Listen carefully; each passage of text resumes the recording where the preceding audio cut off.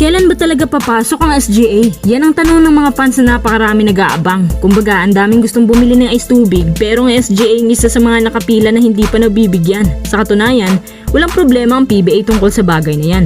Kung gusto man nila ng extension o expansion, pero ayon sa mga sinabi ni Snow Badwa sa kanyang live podcast, may mga malalapit daw siya na kaibigan ang nakapagsabi tungkol sa plano ng owner ng SGA na si Jacob Lau, at medyo may konting twist pala to. Ang SGA ay posible palang bilhin na lang ang Phoenix franchise o posible din na magiging backer na lang daw ng Phoenix. Kung ang Converge maraming bossing, ang Phoenix magiging ganun din daw. Kasama ni Dennis Uy ng Phoenix franchise, baka nga magiging co-owner niya si Jacob Lau. Bakit naman ayaw niya maging expansion team? Medyo mahirap nga raw kung tutusin. Alangan naman puro trade ang gagawin niya sa una. Syempre magkakaroon muna ng building sa system. Maghahanap ka pa ng mga players na nasa UFA list, tapos kadalasan ng mga UFA list halos patapon na. Pero kung ayaw ng extension, mas maganda na lang sana kung bibili ng SGA ang Phoenix. May mga sabi-sabi noon na malapit na raw sa departure ang Phoenix dahil sa naghihingalong budget, pero tingnan mo naman at biglang nasa high note ang campaign nila ngayon. Sa totoo lang, kung hindi lang nagloko si James Dickey, baka may chance pa nga sila makapag-semis. Maganda din ang performances ng mga players ngayon under Charles Tew.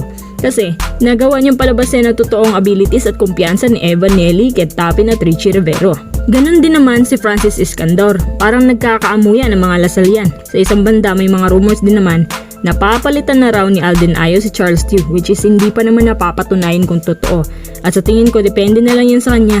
Ang gusto ni Tew na manatili itong core na binuo niya recently at ayaw niya itong masira.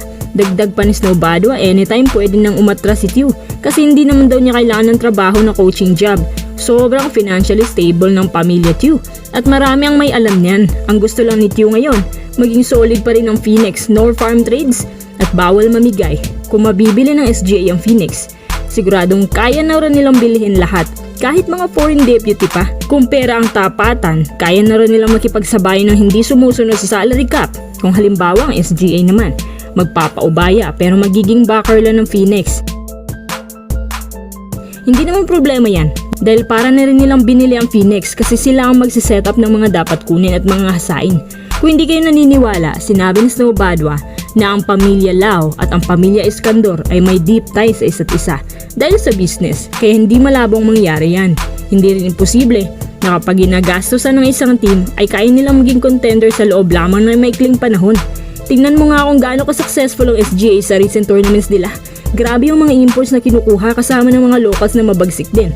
Sabay-sabay pa silang binabayaran ng sobrang laki. In fact, mas malaki para ang sahod nila kumpara sa 2 taon nilang sahod sa PBA.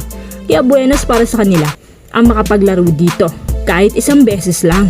Yung locals nila, mga Japan, KBL players, napaka-heavy gas na talent fee nilang lahat. Sa Phoenix pa kaya? Pero sana nga susunod din sa Ross ang Phoenix, yung independent team na hindi na farm.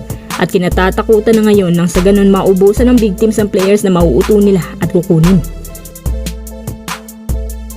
Konting update lang tayo kay Kai Sotto, maglalaro ulit sa NBA Summer League. Sayang mawawala pa naman si QMB sa upcoming qualifiers. Magpapa-opera kasi siya sa kanyang back injury sa Japan. Si Junmar na lang ang natitira. At si AJ Edo, baka ibalik nila ulit si Japet. Sa mga susunod na araw, i-anunsyo na ni Coach Tim ang mga players na available sa Gilas Final 12. Si Calvin Rectana pala, nagpapa-opera rin sa kanyang paa na umano infected. Ganito na ang sitwasyon ng Gilas, tapos napaka-ebigas pa ng mga kalaban nila. At dahil World Cup qualifier yan, kaya imposible maging soft lang ang mga makakalaban nila. Tanong ko lang para sa inyo, worth it pa bang bumalik si Kai Sotto sa NBA Summer League para makakuha ng team sa NBA? Or dapat maggilas na lang siya?